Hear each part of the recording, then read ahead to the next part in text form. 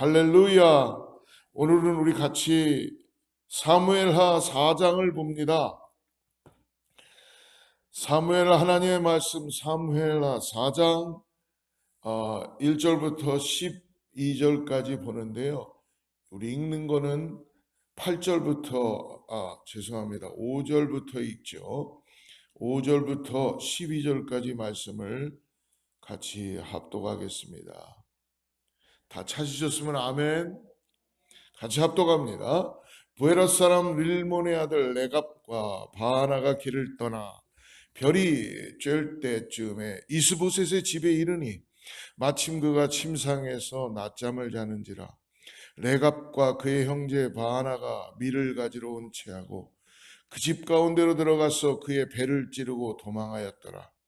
그들이 집에 들어가니 이스보셋이 침실에서 침상 위에 누워 있는지라. 그를 쳐 죽이고 목을 베어 그의 머리를 가지고 밤새도록 아라바 길로 가 헤브론에 이르러 다윗 왕에게 이스보셋의 머리를 드리며 아뢰되 왕의 생명을 해하려던 원수 사울의 아들 이스보셋의 머리가 여기 있나이다. 여호와께서는 우리 주 대신 왕의 원수를 사울과 그의 자손에게 갚으셨나이다 하니 다윗이 부에롯 사람 림몬의 아들 레갑과 그의 형제 바하나에게 대답하여 그들에게 이르되 내 생명을 여러 환난 가운데서 건지신 여호와께서 살아계심을 두고 맹세하노니 전에 사람이 내게 알리기를 보라 사울이 죽었다 하며 그가 좋은 소식을 전하는 줄로 생각하였어도 내가 그를 잡아 시글락에서 죽여서 그것을 그 소식을 전한 갚음으로 삼았거든 하물며 악인이 의인을 그의 집 침상 위에서 죽인 것이겠느냐. 그런즉 내가 악인의 피 흘린 죄를 너희에게 갚았소 너희를 이 땅에서 없이 하지 아니하겠느냐 하고 청년들에게 명령하며 곧 그들을 죽이고 수족을 베어 헤브론 못가에 매달고 이스보셋의 머리를 가져다가 헤블론에서 아브넬의 무덤에 매장하였더라. 할렐루야. 하나님을 의지하고 하나님을 따라가는 자에게는 하나님께서는 지혜를 주십니다. 하나님은요 우리의 간구를 결코 마다하지 않으시는 분이에요. 하나님은 다윗을 통해서 왕이 돼서 다윗을 사용하고 다윗을 견고하게 한 것이 아니라 하나님은 이미 다윗에게 목자의 마음을 주셨어요.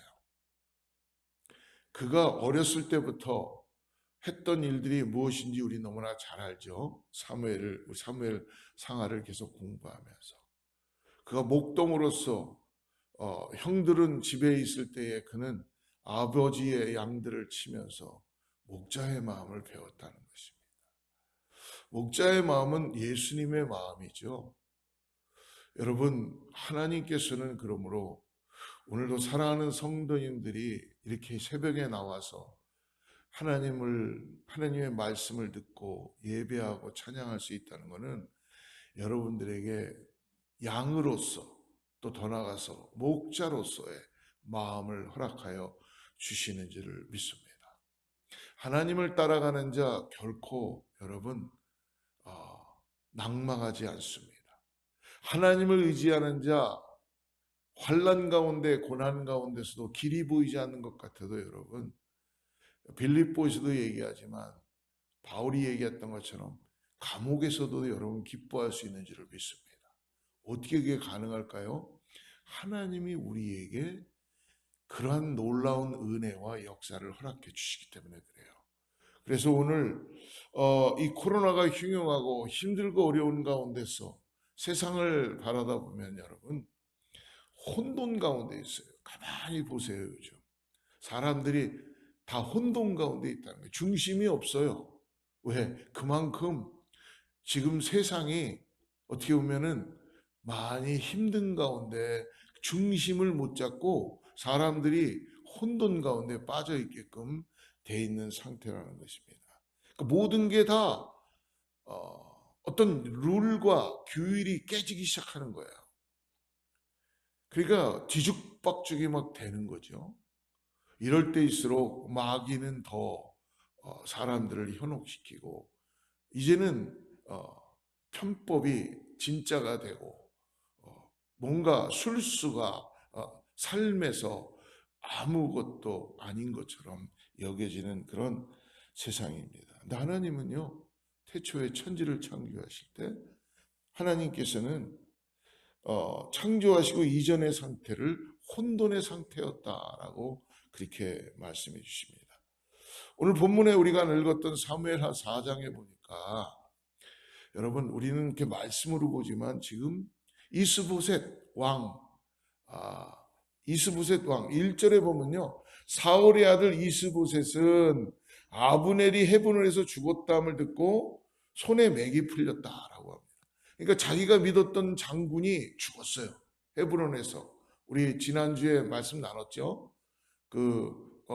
다윗의 장군을 통해서 죽임을 받게 되었어요. 다윗은 그렇게 원하지 않았는데도 그런 일이 벌어지게 되었습니다. 아브넬이 죽으니까 지금 북일의 이스라엘에 이스보셋 왕을 세웠는데 이 실질적인 권력은 아브넬 장군이 갖고 있었죠. 근데 이스보셋의 마음이 지금 힘들고 어려운 상태 가운데 들어가게 됩니다. 그러니까 어떻게 돼요? 혼돈 속에 모든 사람들이 다 빠져들게 된 거죠. 왕이 죽었습니다. 그러다 보니까 오늘 레갑과 바하나라는 이 왕을 지켰던 어떻게 보면은 장군들이 나오는데, 이들이 얼마나 어리석은지 그들은 왕을 옆에서 보호하는 최측근이었어요. 나름대로 매우 높은 자리에 올랐고 인정도 받은 사람들이었습니다. 근데 그들이 자기들이 가지고 있었던 조상들의 원수 때문에, 사울의 집안과 이들이 원수를 맺었던 관계였었어요, 이전에. 그러니까 어떤 사람들이었냐면 이 바하나와 레갑은 부에롯 출신입니다. 부에롯은 본래 여호수아를 속이고 평화조약을 맺은 히위 족속의 네 도시 가운데 하나입니다. 그래서 훗날 이들이 베냐민 지파에 속해요. 그런데 사울이 베냐민 땅에 사는 외국인을 없애려고 했죠. 그때 이 부에롯 주민은 갓다임으로 도망치고, 그러므로 부에롯 사람들은 사울 가문과 관계가 껄끄러워지게 되는 그런 스토리를 갖고 있는 가운데 오늘 이 레갑과 바하나가 바로 이 부에롯 족속의 선조들이 있었다는 것입니다. 그러나 그들이 나름대로 오늘 사울의 가문의 그 왕가의 아주 높은 위치까지 올라가서 왕을 지켰던 그들이었습니다. 그러나 그들이 결국은 결과는 어떻게 됐나요? 우리가 4장을 쭉 읽고 우리에게 주시는 말씀은 이들이 결론은 마음을 온전히 들이지 못하고 원수를 원수로 갚으려고 하는 가운데 있다 보니까 어리석음 가운데 빠지게 된다는 것을 오늘 우리들에게 말씀합니다. 우리 인생의 어떤 모습을 두고 어리석은 인생이라고 말할 수 있는가? 첫 번째로 여러분, 사람을 의지하면 어리석은 인생이 됩니다. 저도 목회를 하면서 철저히 깨닫는 것은 사람을 의지하면요, 항상 하나님은 우리의 삶에 어리석음을 보게 합니다. 아무리 능력이 뛰어나다 하더라도 여러분, 사람은 피조물에 불과합니다. 그래서 사람을 의지하는 인생은 어리석은 인생이 되는 거예요. 그래서 우리가 읽었던 1절의 말씀에 이 이스보셋 왕이 누구를 의지했어요? 이스보셋 왕이 자기가 이 장군이었던 아브넬만 바라보고 그를 의지했던 것이 있다 보니까 그가 죽었다는 소식을 듣고 오늘 1절에 보니까 손에 맥이 풀렸다라고 이렇게 얘기합니다. 손에 맥이 풀렸다라고 성경이 표현하고 있죠. 이 말은 뭐냐면 손을 움직일 수조차 없을 정도로 그냥 힘이 빠져버린 거예요. 여러분 그럴 때 경험하시나요? 손에 맥이 풀렸다. 아무 손 쓸 힘이 없어진 거예요. 그 소식을 듣는 순간 부동자세가 돼버리고 아무 손을 쓸 수 있는 힘이 없게 된 겁니다. 어떻게 보면은 이스보셋은 아브넬과 다투기도 했고 아브넬을 견제하고 그런 왕의 자리를 있었지만 결국은 이스보셋 왕은 아브넬을 의지했던 것입니다. 그런 아브넬이 요압에게 죽었으니까 이스보셋은 더 이상 의지할 사람이 없는 상황이 되고 말았습니다.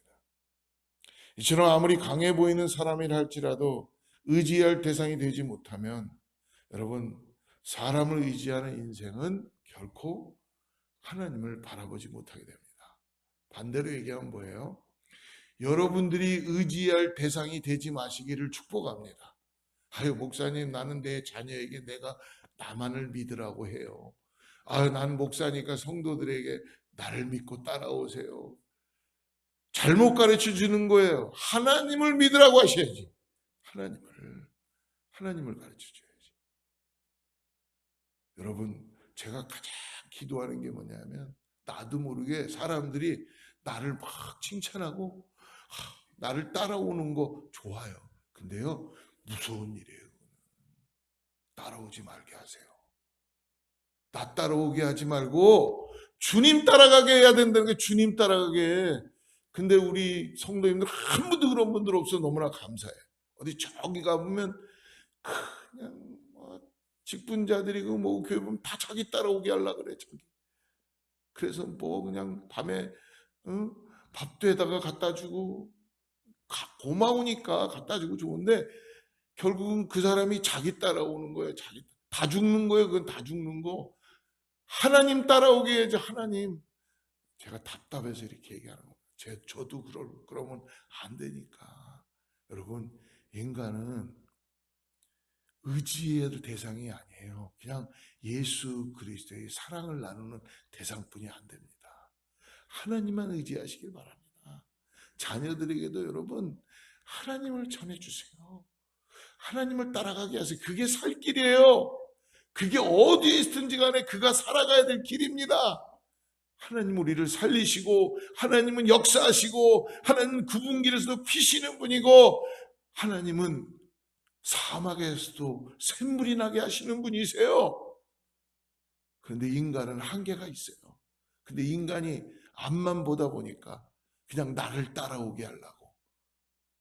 인간은 의지할 대상이 아니라는 것입니다. 그러므로 하나님을 모르는, 두 번째로 하나님을 모르는 인생은 어떤 인생이에요? 어리석은 인생이에요. 사랑하는 성도 여러분, 저의 가장 큰 소망은, 하나님은요, 여러분들이 알고자 하는 마음만 가지고 있으면 하나님은 긍휼하시고 사랑이 많으신 분이라서 아주 아기처럼 가르쳐 주시는 분이에요. 거기에는 무슨 뭐 내가 디그리가 필요하네, 뭐 무슨 뭐 신학교를 나와야 되네, 무슨 어디 좋은 무슨 대학교를 다녀야 되네, 돈이, 이런 게 하나도 필요 없어요. 솔직히 진짜 그냥 주님 사랑하는 마음, 주님 사랑. 근데 그게 그렇게 어렵죠. 예, 내가 사랑하는 게 너무나 많으니까, 육신이 요구하는 게 너무나 많으니까. 근데 하나님이, 우리가 하나님 앞에 우리 마음을 드리고 나가면요, 하나님은요 당신을 가르쳐 주시는 분이에요. 보여주시고 인도해 주시는 분인 것을 믿으시기 바랍니다. 오늘 최측근에 있는 레갑과 이 바하나밖에 없었던 이스보셋에게, 근데 왕의 측근이었던 이 두 사람은 오늘 어떤 행동을 합니까? 6절 같이 한번 읽어봅시다. 시작. 레갑과 그의 형제 바하나가 밀을 가지러 온 채하고 집 가운데로 들어가서 그의 배를 찌르고 도망하였더라. 이들이 지금 왕을 대하는 태도가 원수라고 생각하고, 아까 말씀드렸죠. 베냐민 지파 쪽에 속해 있었기 때문에 사울이, 그런 자기들의 사울 왕이 원수 가운데 있었다는 이유 때문에 그들은 자신들의 왕을 죽이고 그 신체의 일부를 가지고 다윗에게 투항합니다. 이미 다윗은 사울의 왕관을 가지고 와서 자신의 사울을 죽였다고 했던 그 청년을 여러분 기억하시죠? 그때 어떻게 했나요? 칭찬했나요? 아니죠. 그 아말렉 청년을 사형시켰던 적이 있었습니다. 그래서 이들은 하나님의 기름 부으신 왕에게 손을 대는 일에 대해서 다윗이 엄격하게 판결했다는 그 사실을 아마 들었을 것입니다. 그럼에도 불구하고 오늘 8절과 같이 하나님께서 다윗의 원수를 갚아주셨다는 마음에도 없는 거짓말을 하고 있죠. 두 사람은 모든 것을 보고 계시며 마음의 생각까지 알고 계신 하나님을 몰라도 전혀 모르는 것입니다. 여러분, 우리가 마음을 드리고 뜻을 다하여 주님 앞에 기도하면 하나님은요, 우리에게 가르쳐 주세요.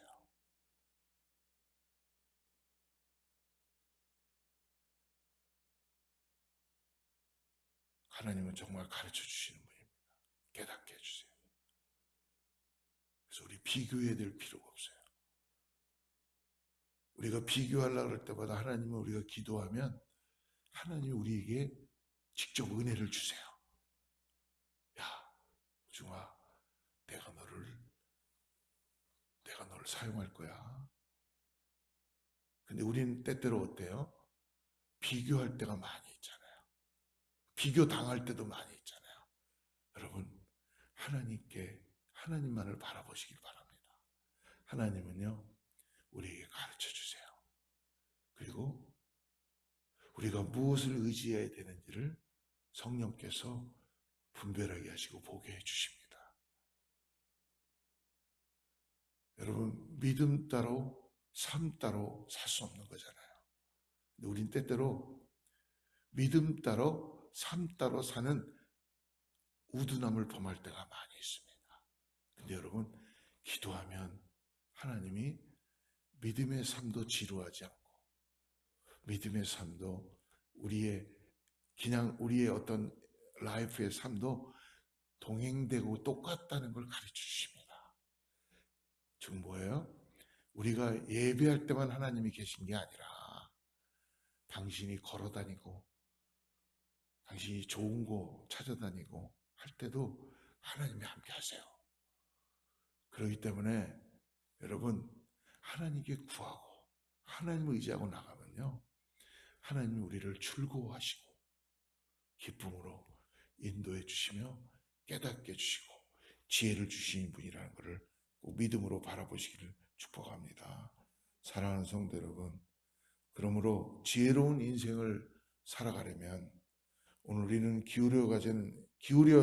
기울여져 가는 사울 집안의 모습을 보면서 오늘 어떻게 보면 어리석은 인생의 모습을 깨닫습니다.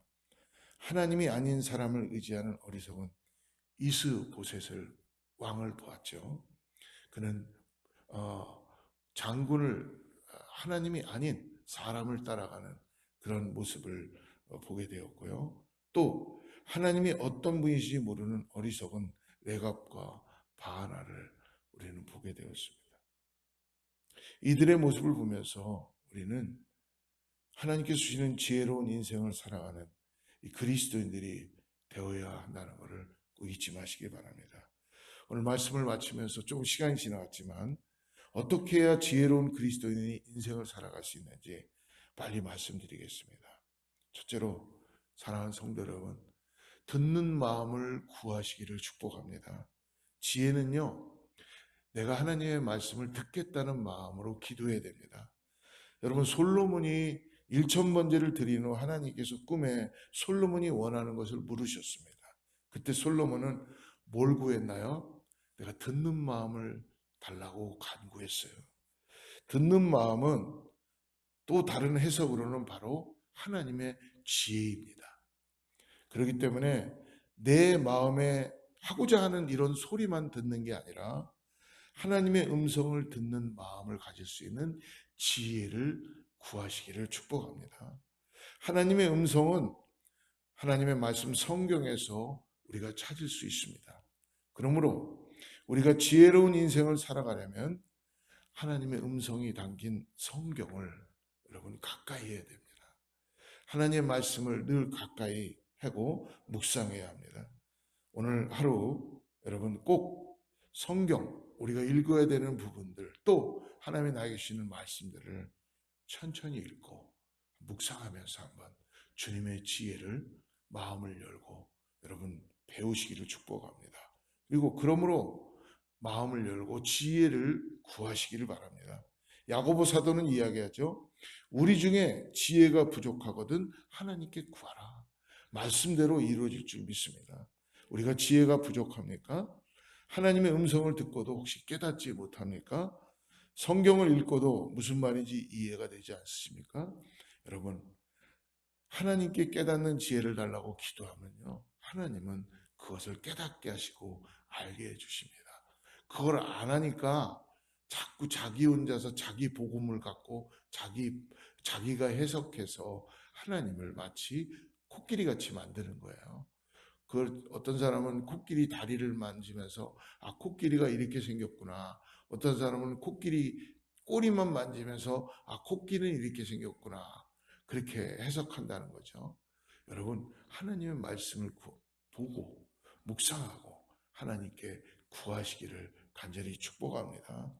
그럴 때 하나님께서는 오늘 우리에게 주시는 양식을 통하여서 깨달을 수 있는 지혜를 우리에게 구하게 하시고 우리에게 그 지혜로운 인생을 살아가게 하시는 것을 믿으시기를 축복합니다.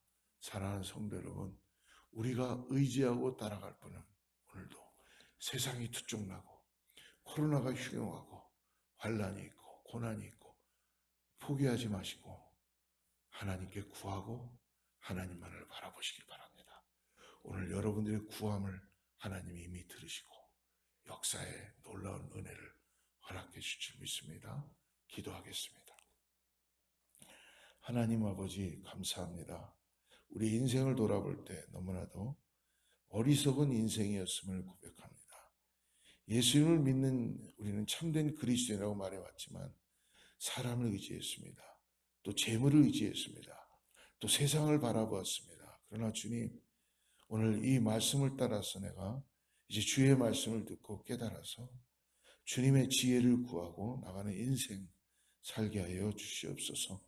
오늘 주님만을 사랑하며 오늘 나에게 주어진 시간 동안 하나님께서 주시는 놀라운 은혜와 지혜를 통해서 오늘 하루가 복된 하나님 복음에 온전히 세워지는 우리 성도님들 다 되게 하여 주시옵소서. 예수님의 이름으로 간절히 기도드립니다.